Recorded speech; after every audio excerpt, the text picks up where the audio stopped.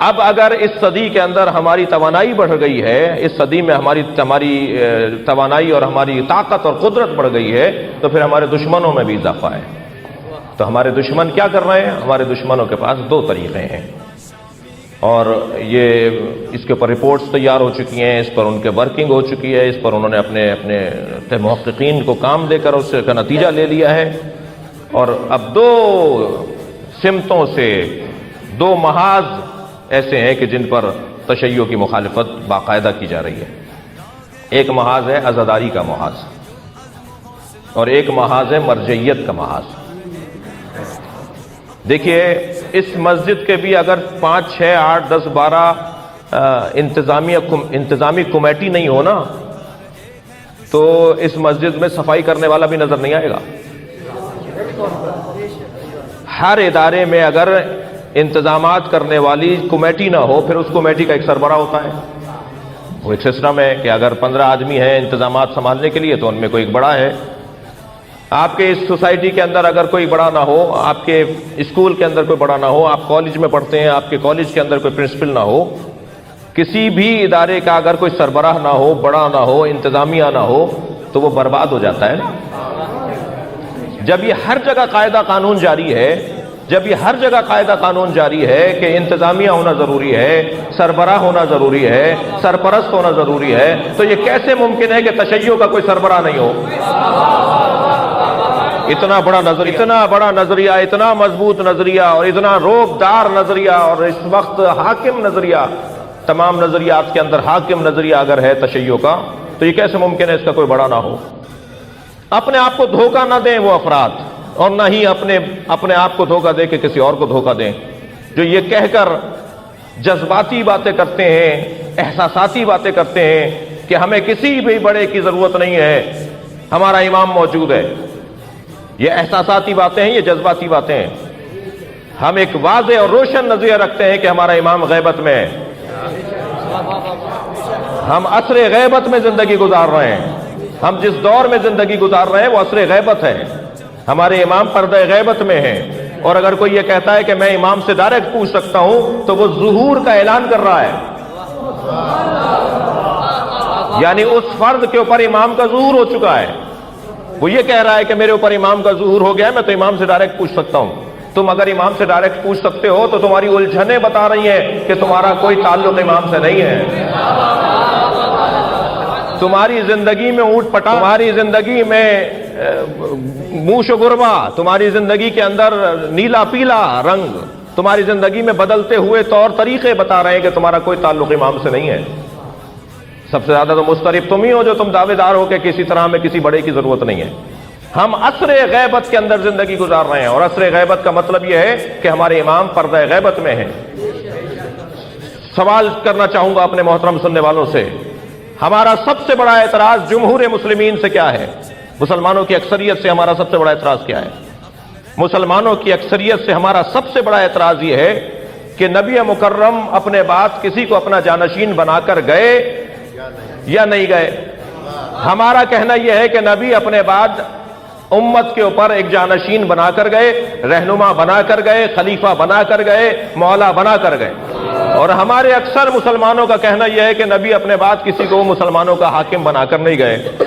ہم نے اکثریت کو نہیں دیکھا، ہم نے تعداد کو نہیں دیکھا، ہم نے طاقت کو نہیں دیکھا، ہم نے ان کے پاس موجود وسائل کی پرواہ نہیں کی، ہم نے ان کے روب میں آئے بغیر ہم نے کہا نہیں، یہ غلط بات ہے، یہ معقول بات نہیں ہے، یہ عقل سے دور بات ہے کہ اگر مولانا جناب صادق صاحب اگر نماز جو یہاں پڑھاتے ہیں اگر 2 دن کے لیے کسی عزیز سے ملنے کے لیے لاہور چلے جائیں تو وہ بغیر بتائے چلے جائیں، بغیر کسی پیش نماز کو بٹھائے چلے جائیں، نمازیوں کی پرواہ کیے بغیر ایسے ہی چلے جائیں، تو ہم 2 رکعت کے نماز کے امام سے تو یہ توقع نہیں کرتے،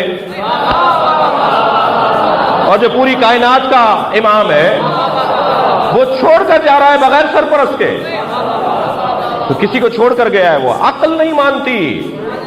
جو باغ میں کام کر رہا ہوتا ہے نا، جو پارک میں لان میں کام کر رہا ہوتا ہے مالی، جو روزانہ پودوں کو پانی دیتا ہے، روزانہ پتے وتے چھاٹتا ہے، کاٹتا ہے اور سجاتا ہے، سنوارتا ہے اور کوڑا ہٹاتا ہے اور اس کو سنوارتا ہے، بناتا ہے، وہ اگر 5 دن کے لیے کہیں جاتا ہے تو کسی اور مالی کے حوالے کر کے جاتا ہے.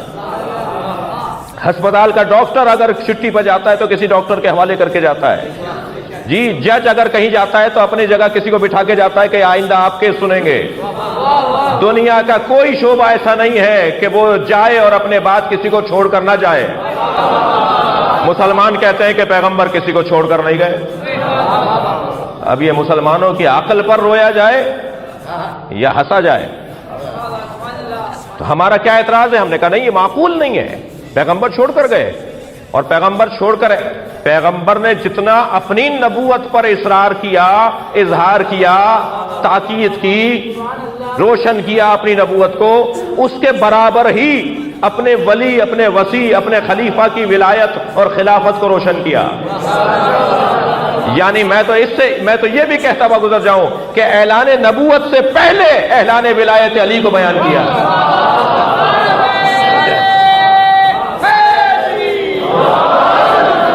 دعوت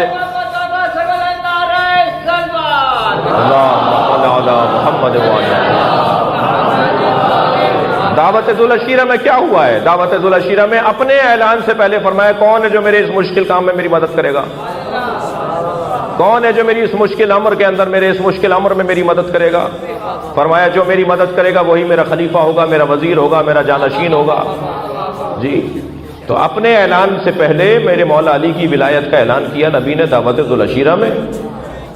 وہاں مولا علی نے فرمایا میں آپ کی مدد کروں گا. ایک وعدہ علی نے کیا، 23 برس تک وعدے کی وفا کی.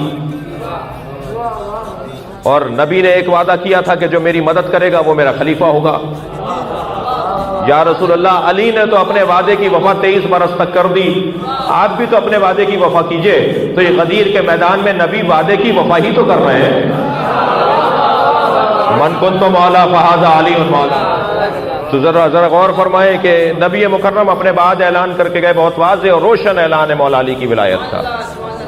بہت واضح طور پر نبی مکرم نے اپنے بعد کا انتظام کیا ہے. مسلمانوں کی اکثریت یہ کہتی ہے کہ نبی نے کوئی اعلان نہیں کیا. اچھا، یہی اکثریت کی حیثیت بھی روشن ہو گئی نا.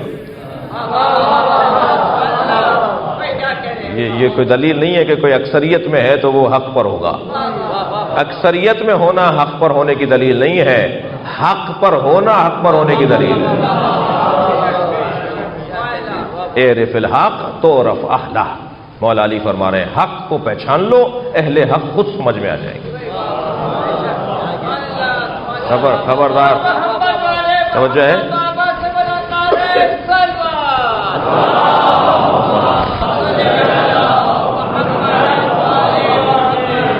پیغمبر اکرم اپنے بعد اعلان کر کے گئے. میں آپ کو ایک زاویہ نگاہ سے روشناس کرا رہا ہوں اور سبق سنا رہا ہوں اپنے بزرگوں کے لیے، ان سے دعا چاہیے. میرے مولا جب غیبت میں جا رہے ہیں، میرے مولا امام مہدی جب غیبت میں جا رہے ہیں، صلوات پڑھ لیں ذرا مولا.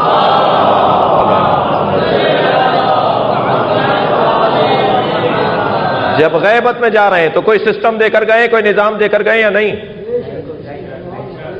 اگر امام وقت غیبت میں جاتے ہوئے پوری ملت کو کسی سسٹم کے حوالے، کسی نظام کے حوالے نہیں کر رہے ہیں، کسی کے حوالے اگر نہیں کر رہے ہیں، تو جو اعتراض آپ نے اہل سنت پر کیا ہے وہی اعتراض آپ پر بھی پلٹے گا. وہی اعتراض آپ ادھر اعتراض کر رہے ہیں کہ کسی کو چھوڑ کر نہیں گئے، کسی کو بڑا بنا کر نہیں گئے، کسی کے حوالے ہمیں نہیں کر کے گئے. آپ یہ کہہ رہے ہیں ادھر امام جب غیبت میں جا رہے ہیں تو کس کے حوالے کر کے جا رہے ہیں اتنی بڑی امت کو؟ اگر امام کسی کے حوالے نہیں کر کے جا رہے تو یہی اعتراض آپ پر بھی پلٹے گا. اور فرما رہے ہیں حضرات، ماننا پڑے گا کہ وہ پیغمبر اکرم بھی نظام کے حوالے کر کے گئے جس نظام کو نظام ولایت علی کہتے ہیں. اور جب امام غیبت میں جا رہے ہیں تو امام وقت بھی جس نظام کے حوالے ہمیں کر کے جا رہے ہیں اس نظام کو نظام مرجعیت کہا جاتا ہے. میں تو دو چار کی بات کر رہا ہوں، عقلی بات کر رہا ہوں، مجھے موٹی عقل کی بات کر رہا ہوں. مجھے جواب دیا جائے، مجھے بتایا جائے ممبر پہ نہ صحیح، ممبر سے اترنے کے بعد مجھے بتایا جائے کہ امام جب غیبت میں جا رہے ہیں. اگر کوئی یہ کہہ رہا ہے اپنے آپ کو دھوکہ دے رہا ہے، دوسروں کو دھوکہ دے رہا ہے کہ امام ہمارے زندہ ہیں، میں تو امام کی تقلید کرتا ہوں. امام کی تقلید نہیں ہوتی، امام کی بیعت ہوتی ہے. امام کی بیعت ہوتی ہے. تقلید ہر ایکسپرٹ کی ہوتی ہے, تقلید ہر ماہر کی ہوتی ہے. بھائی اگر ڈاکٹر بیٹھا ہے اور وہاں باقی لوگ بیٹھے ہوئے لوگ ڈاکٹر نہیں ہیں, تو اس وقت میڈیکل کے باب میں, طبی دنیا میں اسی کی مانی جائے گی جو ڈاکٹر بیٹھا ہے. اگر بہت سارے لوگوں میں ایک انجینئر بیٹھا ہے اور مسئلہ ہے عمارت سے متعلق, مسئلہ ہے تعمیرات سے متعلق, مسئلہ ہے کسی تعمیری باب میں, تو اسی کی بات مانی جائے گی جو ایکسپرٹ ہے. توجہ ہے حضرت کی؟ ایکسپرٹ کی رائے یہ عقلی مسئلہ ہے, جو جس فیلڈ میں ایکسپرٹ ہوگا. بھائی حضرت آیت اللہ سیستانی ڈاکٹروں کی تقلید کرتے ہیں جب بیمار ہو جاتے ہیں, حضرت آیت اللہ خامنائی انجینئروں کی تقلید کرتے ہیں جب انہیں کوئی مدرسہ بنانا ہوتا ہے. جی